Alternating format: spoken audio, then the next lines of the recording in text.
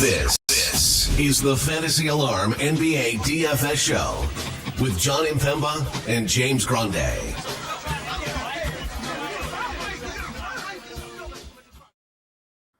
What is going on, FA Nation? John Impemba here with Keith Eister. Welcome into the Fantasy Alarm NBA Divas Playbook live show for this Tuesday 4-game DraftKings main slate. I appreciate you all tuning in here today. Keith, it's an ugly slate, to say the least. It's gotten progressively worse throughout the day with all the injury news that's come down. Just a short while ago, we had both LeBron James and Austin Reeves ruled out for tonight's matchup after they're on the second leg of a back-to-back. Of course, we know they don't have Luka Doncic, so there's that matchup against San Antonio. We have the Knicks versus the Pacers in a game that has a 10-plus point spread here. Houston versus the Clippers might be one of the more competitive games tonight, maybe with the way Houston's playing, but I mean, all in all, this one is shaping up to kind of be a dark throw when it comes to some lineup construction. Yeah, this is an ugly one, to say the least, for sure. 0 games on the slate over a 230-point total. The Lakers mess that you just mentioned. Grande and I were breaking down the slate last night on the preview show, and we got to the last game and we're like, oh, the Lakers are on a back-to-back. They could potentially be resting everybody. That is indeed the case. I have no idea what these Lakers are going to do. It's going to be an ugly game, as you mentioned. Really tough matchup against the Spurs. I don't see any way they keep it competitive. Is Jake LaRavia out there in a 20-point game in the third quarter? Who knows? But that's the kind of decisions that we're dealing with here today on this little 4-gamer. Yeah, it's going to be something for sure. We'll do our best to break it down for you guys. And obviously, if we have any news that breaks through the show, we'll bring that to you as well. We do appreciate the support each and every day. Over 1,000 of you tune in each day to the live show. Over 1,000 of you tune in each day to the preview show. That support means the world to myself, to Grande, to Keith, to everybody over at Fantasy Alarm. You guys keep showing up, and we keep showing up for you. If you want to hit that like, share, and subscribe button, it is free way to support the work we do here at Fantasy Alarm. But obviously, you see down at the bottom scroll, we have the 50% off first month promo, always live to you guys. $19.99 for that first month. All access to all of our content, all of our betting, DFS, and seasonal content is included in that first month at 50% off. Promo code YT50 when you go to fantasyalarm.com/YouTube. Chat's loaded today. People are ready to go, Keith. So why don't we just break into this slate here? Point guard position, Jalen Brunson's $8,800. We can talk Cooper Flag here, but I think I want to save him at small forward because, again, this slate is kind of gross. So you got Amin Thompson at $85,000. Booker's at $8,100. If we kind of just cut it there as the top 3 price point guards here tonight, where you're looking to begin. Yeah, Brunson has the best matchup of the bunch.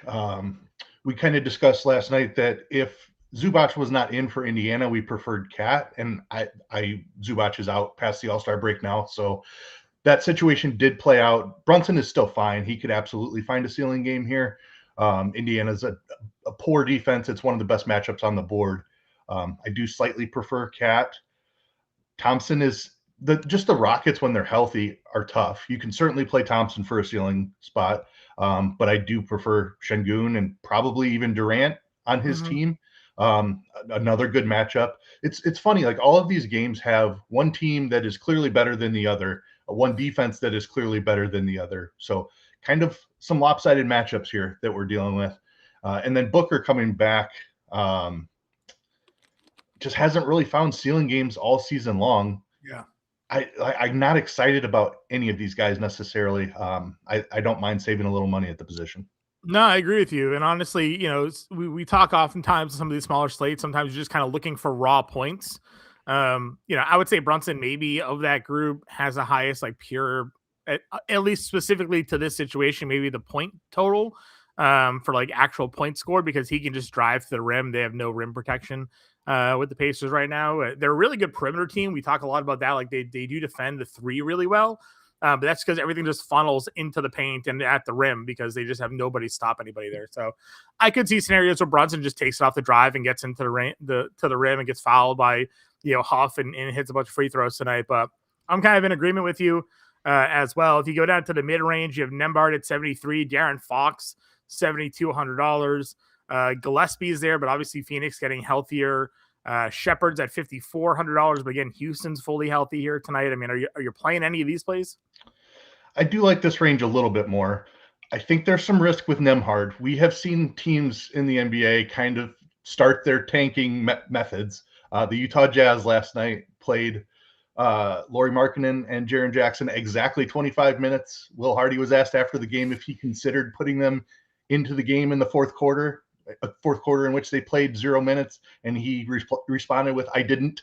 So clearly a plan there for the Utah Jazz to tank. The Pacers draft pick is tied to the Clippers, obviously. They sent it conditionally to them in the Zubac trade. If they finish in the top 4, they keep the pick. So I think they're going to do everything that they can to secure a top 4 draft pick. That's going to involve some tanking at some point this season. The Pacers stars, I have a problem rostering at this point. Like Nemhard on that 25-minute plan would not surprise me whatsoever. So don't think I can go there. Fox is the guy I really have interest in. The matchup against the Lakers is obviously incredible. He should dominate while he's out there. How long the Lakers can keep this game competitive obviously matters, but Fox is the one that really stands out. Gillespie and Shepherd, you kind of mentioned the toughness there with Booker and Jalen Green back in the lineup now. How much can Gillespie really get in this offense? Mm-hmm. Does he turn into more of a facilitator than a usage guy? And then Shepherd is always having trouble getting the usage with the Rockets fully healthy. So yeah. We're playing the minutes game here tonight with De'Aaron Fox. I wrote up his assist because it was at 5.5 today, which is one of the lower numbers it's been at in like, I don't know, it feels like a month. Because I think they're even projecting him to play like 25 minutes in a blowout tonight. So hopefully he just gets those early in the first half, gets like 4 or 5 of them out of the way. And we, by midway through the third, we're not sweating it out anymore, but that number felt a little bit too low. He missed it last game, but that's because Stephen Castle had like 13 assists. That seems unlikely to repeat itself. So I like the Fox prop today. I don't mind Fox there as well, because he can go off in a short amount of time. If you go 5K and below, you do have Brandon Williams came back. Did Brandon Williams things? He had a 30% usage rate in that game. Played 24 minutes, 8 of 12 shots. I mean, guy's been an offensive dynamo for this team all season long. Dylan Harper was like one of the highest roster players all day until the LeBron and Reeves news broke out. I think a lot of people are playing Harper tonight with the expectation of blowout, and now even further to the expectation of blowout. You get some Dylan Harper at $4,400. Then you do have your Lakers, Luke Kennard getting a ton of ownership now, one of the highest overall players of the slate. Any other thoughts there? Does like Jose Alvarado pique your interest at all? I mean, where are we looking to go for some value tonight? Yeah, I certainly don't mind Brandon Williams, as you mentioned, been really good on the offensive end. That's good for fantasy points. Tough matchup against Phoenix, but should get his low to mid-20s minutes and be totally fine. Dylan Harper was one of my favorite plays on the slate. On the preview show before we had ownership numbers, I do not like what I'm seeing here with these ownership numbers. Apparently, everyone agreed with me that he was very much in play. I looked through the game logs to kind of get a sense of whether he definitely played more in blowouts, and I would not say that is the conclusion that I came to. I still think he's going to be in that 22 to 25 minute range. Mm-hmm. Which, I mean, he's still very playable at that. Don't get me wrong. Like it's an excellent matchup against a shorthanded team. But if people are expecting him to play 28, I don't think that's happening here, even in a blowout. Sure. Of course, he's very good and he can get it done in those low 20s minutes. So I will have some. It's going to be really tough to get over the field at that ownership. This Lakers value is extremely uncomfortable for me today. I don't know how deep they're going to go in the rotation. If they play 9 or 10 guys, then yes, we're going to need some exposure here. They're short on stars. They are not short on bodies. They have plenty of bodies. So this isn't a situation where 8 players on the roster, they're active and they all have to play 24 plus minutes. That's not what's happening here. That concerns me. They might just go 12 deep and a bunch of people play 20 minutes and we don't really find any value. If we play this as I'm sorry, what? No, yeah, I was agreeing with you for sure. Yeah, like if we look at it at face value, Kennard should start here, has a chance to play 30 minutes. I think he is one of the best if the Lakers can keep this game competitive. I think there's a lot of risk for blowout here and this game just going completely off the rails right from a very early point in the game. So I don't know what to do with the Lakers value at this point. Kennard is definitely in like the top 3 guys I would be targeting if I felt the game could stay close. But as it is, I'm looking for pivots. I think Jose Alvarado is my favorite pivot on the slate. 3,500, played 25 minutes in his Knicks debut. OG Anunoby was out for that game. So if OG is back, I think that those minutes come down slightly, but I still think he's in this like Miles McBride role where he can find 20 minutes even with Anunoby back. With McBride out, I feel like that's why they acquired Alvarado, is just to fill that role. They knew the McBride injury was serious and he was going to be out for a while.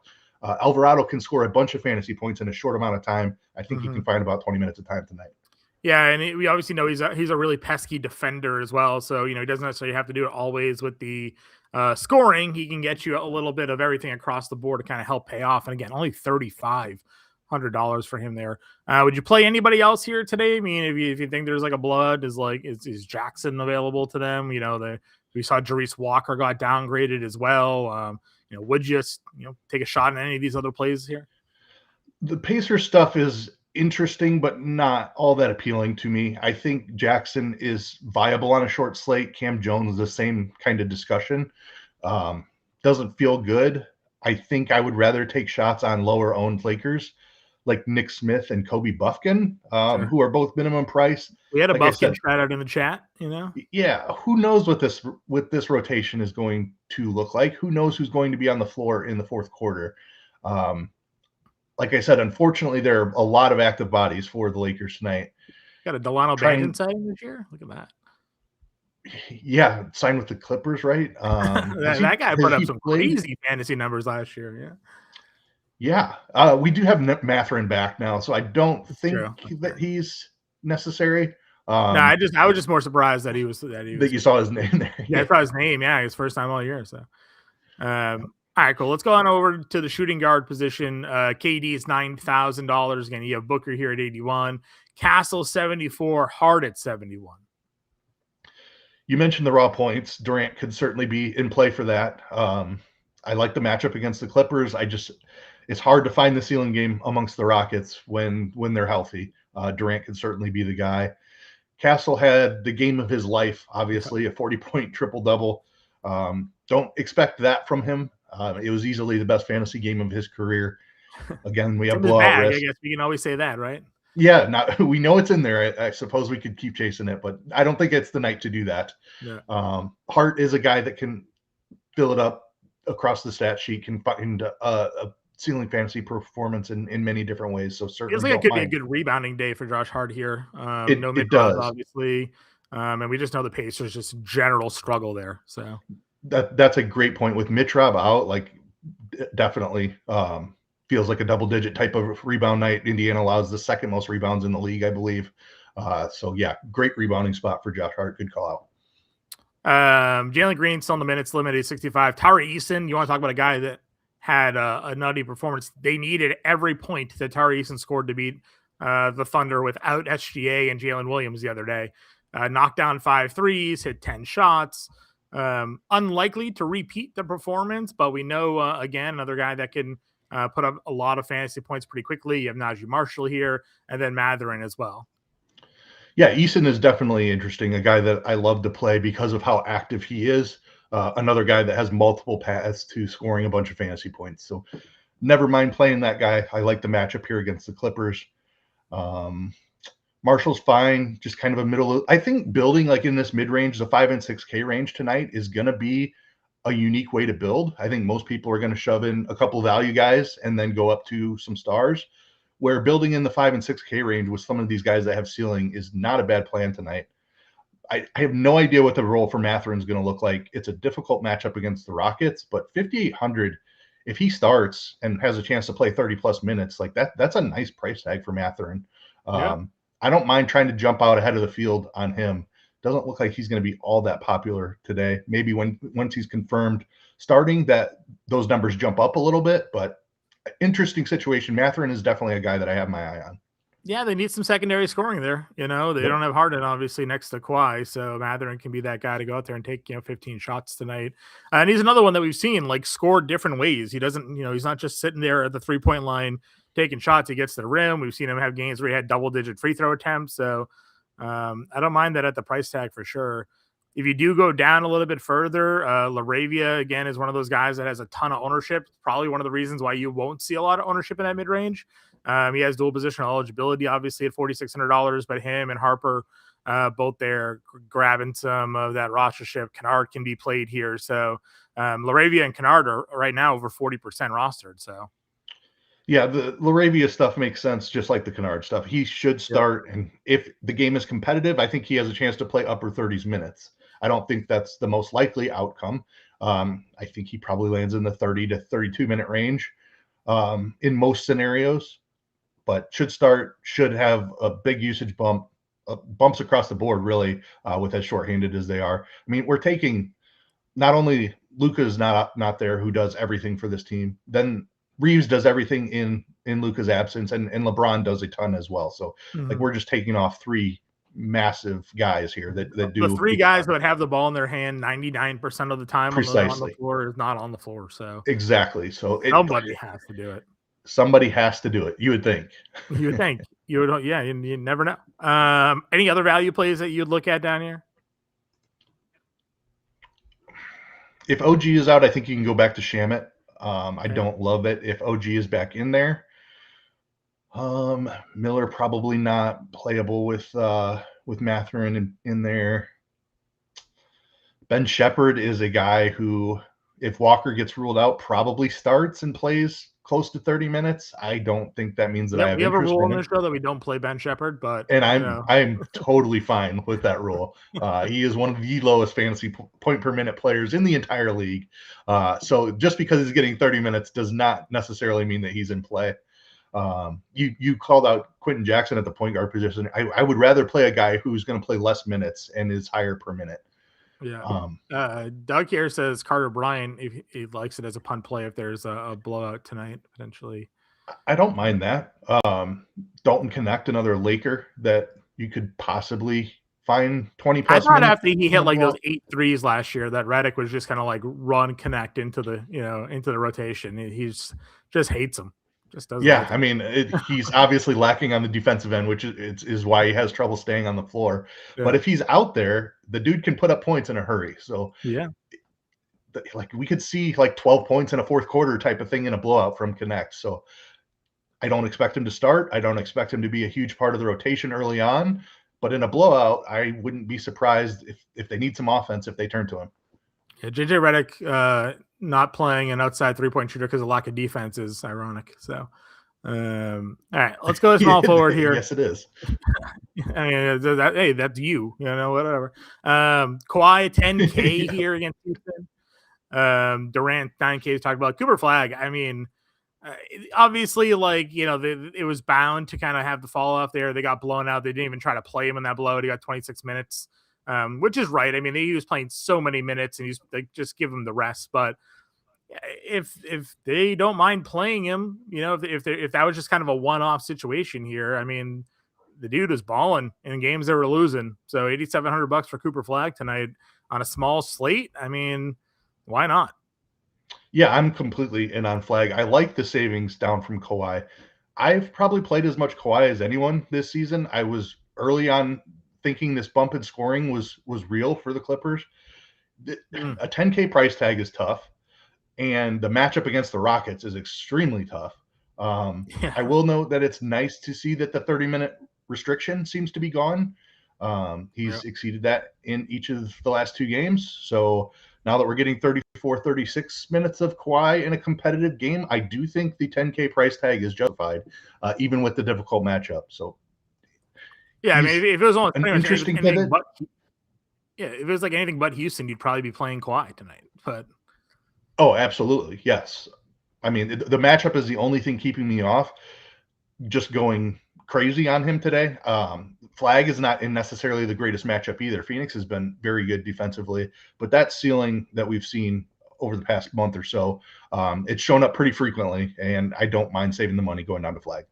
Yep, 100% agree with you there. If you go down to the mid-range, again, all of these guys we've kind of touched on a little bit already, but Hart, Mikal Bridges, 67. Dylan Brooks just keeps scoring. He had another game over 30% usage rate. the other day. Again, Green being limited helps that, but Brooks is back, and Booker's back, and it's not really impacting Dylan Brooks all that much here. $6,600 for him, Tognaji, PJ Washington. I mean, what are your thoughts as we kind of roll down this position? Yeah, Brooks is a guy who is never afraid to get his shot up, right? Even alongside Booker and Jalen Green, who are chuckers themselves. Dylan Brooks is still gonna shoot the ball. There's no issue there. So I don't mind going back to that. PJ is interesting. Did not start in the last game. I don't know what they do with him. Obviously, we have Chris Middleton involved now as well, so I don't think we can play PJ Washington unless we see something different with the rotation today. But I'm out for tonight. Vassell is a guy that I'm extremely interested in. Just the matchup. There's just not a great Lakers defense. He should be able to find some usage. I think Keldon Johnson is in the same vein. Just like great matchup for him. Nice spot. Jarris Walker was one of my favorite plays on the entire slate. Should start for the injured Johnny Furphy. Pour one out for Mr. Furphy. Nice run that he had there, but done for the season. I assume Walker would have jumped into the starting lineup, but downgraded to doubtful. So that, unfortunately, an even worse situation in Indiana now. It doesn't necessarily mean that I want to play Aaron Nesmith either, though. Yeah, no, for sure. Any other value play? I mean, again, obviously there's the Lakers stuff that's here that you could jump on. Hachimura is the other guy up over 40%. Carter Bryant, again, we mentioned earlier, small forward, can you play here at 35 if you just want to kind of throw a dart throw. Dalton connects there. Any other value plays here that you would look at? Yeah, Rui is the one that definitely stands out. He should be out there for 30 minutes. Had kind of passed Laravia in the rotation here over the past couple of games. So again, if the game's competitive, he's going to be out there. It's just whether or not that the game can stay competitive. I don't like anything else that we haven't talked about yet. Yeah, I'm with you. Rolling on over to the power forward position, then you can play Şengün here with the low positional eligibility. Siakam's 86, Jabari 69, you got OG at 68, John Collins at $6,300. Yeah, I think Şengün is really, really interesting tonight because if you're looking at the matchup, the Clippers are a very good rebounding team on paper, but they've lost Ivica Zubac, who's one of the elite rebounders in the entire league. They replaced him with Brook Lopez, who's one of the worst rebounding centers in the entire league. Alperen Şengün over 9.5 rebounds is one of the first bets that I made this morning.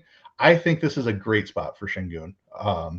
The Clippers defense has not been imposing all season long, and now you're taking away Zubac, who is their primary rim defender and their best rebounder. I think Şengün is an elite spend-up option tonight.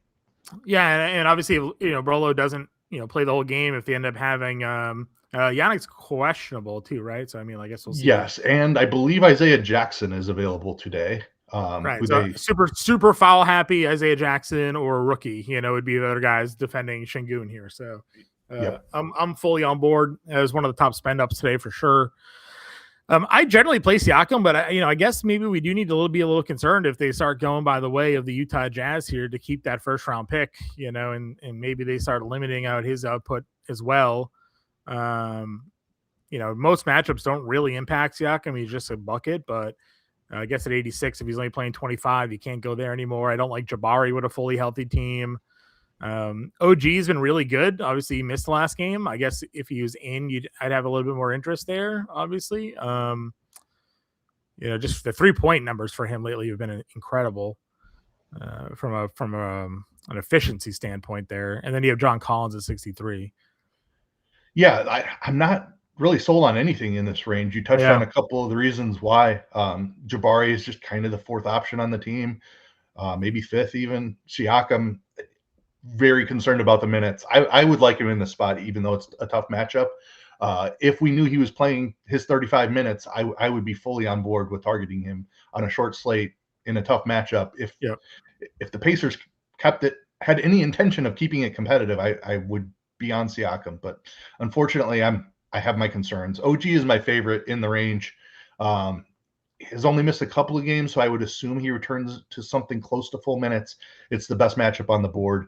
I think he's easily the top play in the range. Yep. If we go under $6,000, again, it's a smaller slate. There's not a ton that jumps off the page here. I mean, is there a Royce O'Neal? Like, is there a guy that you'd key in on? Jay Huff, just for some upside, I guess. I mean, anything for you? Yeah, Royce is always fine, but he's always more of a floor play than a ceiling play, especially when they're healthy. He's not going to be the Dylan Brooks that goes out there and demands the usage. Royce is completely comfortable to sit in the corner on the offensive end. He will add some peripheral stats for you, but I wouldn't expect a big usage rate here. Talked about Keldon already. I like him as a tournament play. Jay Huff is the one that I think obviously stands out. With Zubac being ruled out through the All-Star break, should continue to maintain that starting role. I don't think we have to worry about his minutes. He doesn't play big minutes anyway. So he should be able to find his 25 plus in the spot. No Mitchell Robinson to deal with on the second unit, so that could potentially open up some rebounds for him. Jay Huff looks pretty good to me. Yeah, the other one here that we haven't talked about that has ownership is Vanderbilt, $3,700. Another Laker that, again, we're everybody's just playing him. He's up over 20% ownership here tonight. He's $3,700. Someone that we've seen be like a pretty productive fantasy player at times. Just the other day, 33 fantasy points in 19 minutes. Any thoughts on Jared Vanderbilt? Yeah, I'm very interested here. Like, he's, first of all, in that 20-minute ownership projection, or 20% rather, instead of the 40%. He's very cheap, under 4K here. And that's because he's not going to play big minutes. Like, I don't think Vanderbilt's a guy that's going to come out here and play 30 minutes. But I'm concerned that the guys we are expecting to play over 30 minutes, Hachimura and LaRavia type guys, are not going to get the minutes that they need because they're not as good of per minute producers as somebody like Jared Vanderbilt. So give me less ownership, more production per minute. I'm if I had to choose one Laker that I was in on, it's probably Vanderbilt that I feel best about. Okay. Anybody else that you take a look at down here? Diawara, maybe if OG is out. If he's in, I don't think you can even consider it. Micah Potter as a dart throw. I believe he's still questionable as well. He's played through that Q tag, so expect him to be in there, but definitely keep an eye on that news. But another cheap dart throw. All right. Go over to the center position. Victor Wembanyama is $9,700, under 10K Wemby on a 4-game slate. And a game that they're just going to play, blowout anyways. But Şengün 95, and then Towns is 83. I don't know where the offense has gone with this guy. He's not scoring. His point prop today was 19.5. I took the over. He hasn't hit it. He's hit it twice in like 10 games. If there was ever a spot for him to score 20 points, it should be this game tonight against Spacers, right? It absolutely should. Grande and I talked about this last night. If no Zubac, Towns is an amazing play. The Pacers allow a ton of points in the paint, and they allow a ton of rebounds. That is exactly where Cat makes his money. So talk about lineups, matchups lining up well for your skill set, and that fits Cat to a T tonight. Wembanyama is going to absolutely destroy this Lakers team when he's on the floor. How long he's on the floor is obviously the big question. I still think that he is cheap enough where he could put up 50 fantasy points in 25 minutes tonight. That would not surprise me. Who's slowing him down? It certainly isn't DeAndre Ayton. I would agree with you on the Wemby side there. Obviously the top end it's kind of where we're probably looking to spend at the center position. If we're looking at ownership tonight, Ayton is getting a ton, but we don't really know if he would even last long enough to be out there. Wemby, Towns, Jay Huff is getting, Micah Potter is getting, Potter, the Boston accent comes out. Potter is 20%. Mark Williams is getting a little bit there. Do you play any of these guys in the mid-range? Mark Williams is a guy that I have a ton of interest in. He's just like that typical tournament guy, right? He has a massive ceiling. He also has an extremely low floor. There are times where he finds himself in foul trouble, or one reason or another only finds the floor for 22 minutes. But there are also games where he's out there for 30, puts up 15 points and 15 rebounds, and absolutely goes nuclear. So I understand the ownership for Mark Williams. The Mavericks have allowed the most points in the paint in the entire league. Williams scores almost 80% of his points from the paint. So absolutely, we talk about matchups lining up with skill set. Mark Williams is right there in that cat vein for perfect matchup today. Yeah, for sure. $6,000 for him. Gafford 49 is also kind of right below him in ownership. They were playing him minutes, right? I mean, if they're gonna give him, if they can, I guess, get in some level of competitiveness, like there's value here for sure at $4,900 going up against him. Would you play Brolo? I mean, Bagley $4,700 got some minutes the other day. Would you where are you with this value tier? Yeah, let's talk about the Mavs because I think there's certainly going to be a useful piece here. Gafford probably plays more minutes, but give me the ownership discount on Marvin Bagley. Has been a better fantasy per minute player this season. Gafford's been great in his career, but for whatever reason, he's been down this season. Has finally started to show a ceiling, like you mentioned here recently, playing the bigger minutes, and has even been better per minute while he's doing that. So I'll have some Gafford, but I actually prefer the ownership discount to Bagley here. I think they're just going to split the minutes, and Bagley's a great per minute producer. If he's coming in way lower owned, that's an obvious pivot for me. I'm fine with Brolo as well. Tough matchup, obviously, but should be out there for a decent amount of time. Some risk if both Niederhauser and Isaiah Jackson are available. I don't know exactly how they divvy up those minutes, but I'm still interested just because one of them is going to be out there. Yep, I agree with you. All right, let's get in the little core build here. Is Şengün your top spend up today? If I had to pick one, I think it's Wemby, but obviously there's risk there. If we want to play, there's serious blowout risk, like more than usual, because of how shorthanded this Lakers are. I'm fine with the pivot to Şengün. Okay. And then I do like that he has power forward. All these games have blowout risk, right? So it's like, if we did Şengün, and then I guess it comes like do we just play the Lakers value because people are playing the Lakers value? Like do Vanderbilt at power forward and so I'm good with Vanderbilt. It's the Laravia, Hachimura, and Kennard tier that I am really concerned about.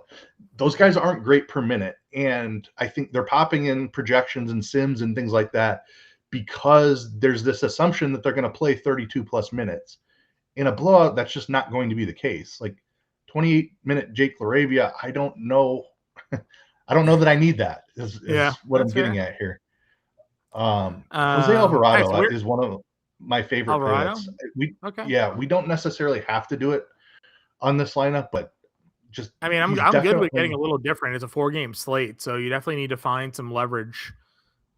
This right here gives you $6,700 a player. We could probably get Cooper Flagg, still get 6,150. Want to give me another name to finish out the core build here? Dylan Harper, another cheap guy that I really liked, but I don't love the ownership today. De'Aaron Fox is a guy that I liked. If we're not going Wemby, I don't mind getting some Spurs exposure through Fox. All right. Alvarado, Flagg, Vanderbilt, Şengün, Fox, shooting guard, forward, and utility left for you guys at $5,800 a play. Again, a 4-game slate. It's a messy one. There's a lot of key players out. I think we're at 3 games with double-digit spreads of the 4. So just take that into consideration when you're building your lineups here tonight. We do appreciate you guys here. Michael here is saying that a lot of people sleeping on Siakam. He had a lot of games with minutes in the 30s until last game. Yeah, no, agreed. It's just whether or not that last game is now an indication of things to come. As Keith said, beginning of the show, if their first round pick falls inside the top 4, they get to keep it. If it falls outside the top 4, it goes to the Clippers. So they're more inclined to lose games here, and that could end up being by the way of the Jazz strategy of, even though that didn't work out last night, they ended up winning that game anyways because what's his face there ended up just making a bunch of shots. Sensabaugh ended up making a bunch of shots in the fourth quarter. And then Kennard says, if you rewind and go back to the beginning, we kind of talked about it. A lot of ownership on Kennard. It's just that the Lakers aren't playing 8 guys. They do have 10 guys available to them or whatever. So there's no guarantee that Kennard is playing a bunch of a bunch going on there. So, all right. We appreciate you guys tuning in here again. We'll be back later tonight with the preview show for myself and Grande. Again, hit that like, share, and subscribe button, everybody, and we will catch you later.